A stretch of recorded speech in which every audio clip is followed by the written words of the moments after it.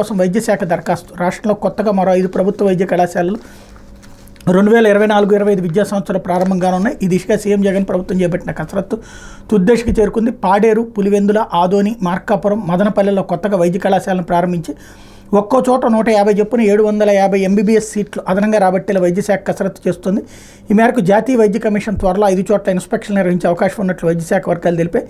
తనిఖీలు పూర్తయిన అనంతరం ఆయా కళాశాలలకు అనుమతులు మంజూరు కానున్నాయి. ప్రతి పార్లమెంట్ నియోజకవర్గాన్ని జిల్లాగా చేయడంతో పాటు అన్ని జిల్లాల్లో సూపర్ స్పెషాలిటీ వైద్య సేవలను పేదలకు అందుబాటులో తెస్తూ 17 కొత్త మెడికల్ కాలేజీల ఏర్పాటుకు సీఎం జగన్ శ్రీకారం చుట్టిన విషయం తెలిసిందే.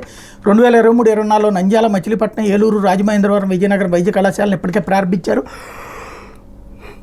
ఒక్కో చోట 150 చొప్పున మొత్తం 750 ఎంబీబీఎస్ సీట్లను అదనంగా అందుబాటులోకి తీసుకొచ్చారన్నటువంటి వార్తని హైలైట్ చేశారు. ఇది మాత్రం జగన్ ఖాతాలో వేశారు. కానీ అసలు పాయింట్ ఏంటంటే అది కేంద్ర ప్రభుత్వం జిల్లాకు ఒక మెడికల్ కళాశాల ఇస్తానని 17 మెడికల్ కళాశాలలకి రాష్ట్ర ప్రభుత్వం అప్లై చేసింది. లాస్ట్ ఇయర్ 5 వచ్చినాయి, ఇప్పుడు ఇంకొక 5 రాబోతున్నాయి. ఇంకా 7 సెట్ కావాల్సి ఉంది. ఓవరాల్గా ఆంధ్రప్రదేశ్ చరిత్రలోనే అంటే రాష్ట్రం పుట్టి బుద్ధిరిగాక ఇన్ని మెడికల్ కళాశాలలు ఎప్పుడూ రాలేదు. అది రాష్ట్రానికి సంబంధించింది.